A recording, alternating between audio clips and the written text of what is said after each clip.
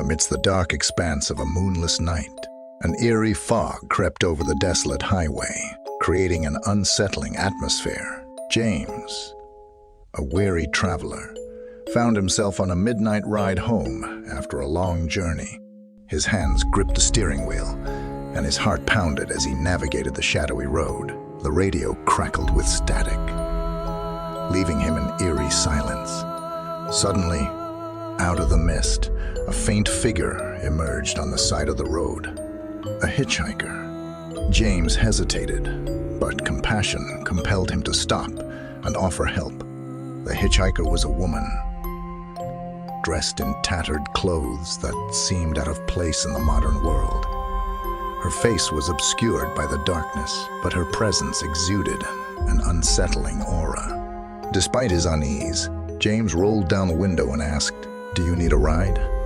Without uttering a word, the woman stepped into the car, sending a shiver down James' spine. He could sense an unnatural chill in the air, and the fog seemed to thicken around them. Feeling an inexplicable fear, he decided to break the silence. "What's your name?" he asked, trying to distract himself from the growing sense of dread. Her voice, barely above a whisper, responded Anna. As they drove, James noticed the highway becoming more deserted, and the surroundings turned unfamiliar. He felt a sense of disorientation, unsure of how much time had passed. "Where are we going, Anna?" he asked, his heart pounding with trepidation. "To a place I've been searching for," she replied cryptically. "A place where lost souls find solace." The words sent a chill through James, but he couldn't bring himself to turn back. He felt strangely drawn to the enigmatic hitchhiker, as if an inexplicable force guided him towards an unknown destiny. As the night wore on, Anna's demeanor became more unsettling. Her eyes glimmered with an otherworldly glow, and her laughter echoed hauntingly through the car. James sensed that he was no longer in the realm of the living, but in the presence of something supernatural. In the distance, James spotted an old, dilapidated building shrouded in mist. Its broken windows and crumbling walls gave an aura of desolation. Anna gestured towards the structure. "This is where I belong." An eerie sensation washed over James, but he couldn't resist the pull of curiosity. He parked the car near the forsaken building, and as they stepped out, he felt an oppressive heaviness in the air.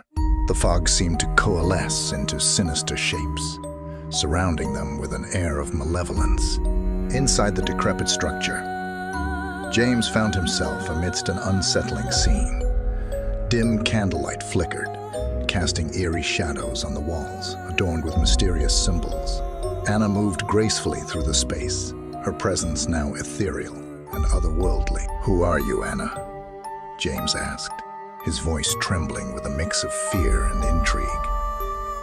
"I was once like you, lost and searching," she replied, her voice resonating with a haunting melody.